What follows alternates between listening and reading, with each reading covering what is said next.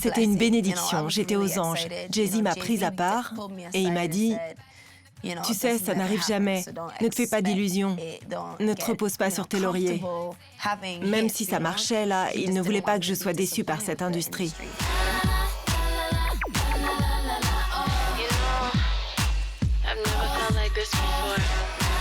Je réfléchis toujours à un moyen de faire quelque chose de nouveau, de mettre la barre un peu plus haut, de devenir meilleur. Je veux toujours m'améliorer en tant qu'artiste et en tant que personne.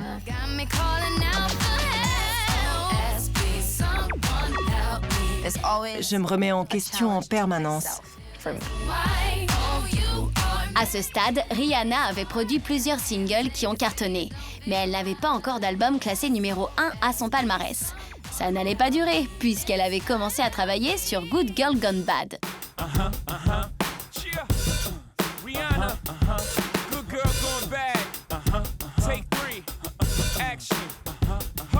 Good Girl Gone Bad a vraiment marqué un tournant dans ma carrière. J'ai enfin pu tomber le masque et être moi-même. Je me suis lâchée et j'ai montré à mes fans qui j'étais vraiment. Les gens ont vraiment pu découvrir ma personnalité.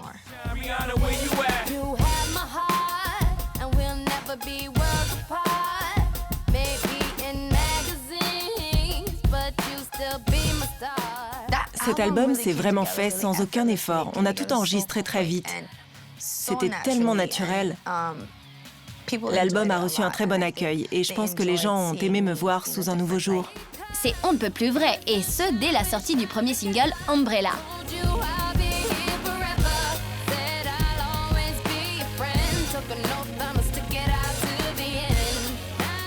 Umbrella était vraiment magique. Ce qui est drôle, c'est que Britney Spears et Mary J. Blige l'avaient toutes les deux refusée. Cette chanson aurait été un hit pour elle aussi, mais Rihanna se l'est vraiment appropriée.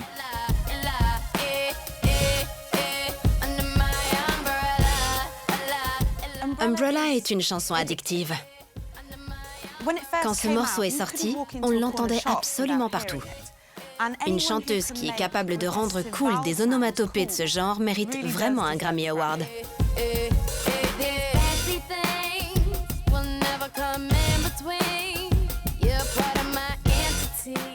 Dès que j'ai entendu cette chanson, je me suis sentie connectée à elle.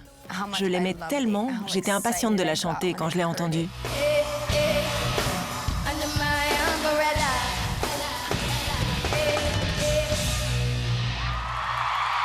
Pour ce nouvel album, Rihanna a incorporé un tout nouveau son à sa musique.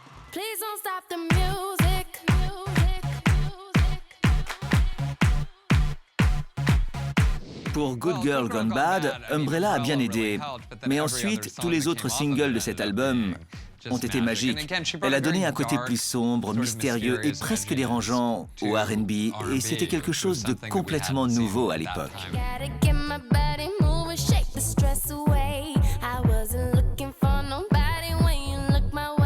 Je pense que Good Girl Gone Bad était vraiment un album complet. Ça regroupait tout ce qu'il faut.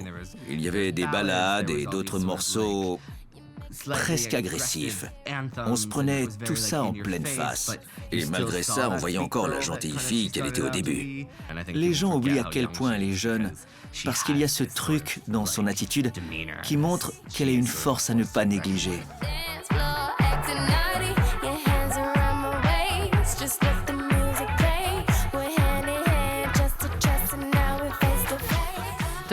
Je pense que Rihanna a deux facettes.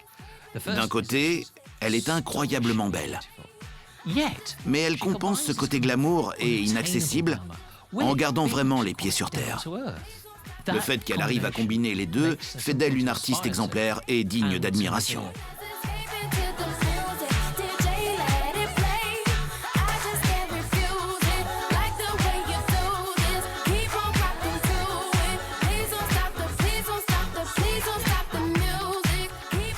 Eh bien, en effet, Rihanna, on est heureux que tu n'aies pas arrêté la musique, surtout quand on voit ta réussite ensuite. Rihanna a su affirmer son style et sa carrière a atteint les sommets. Please don't stop the music.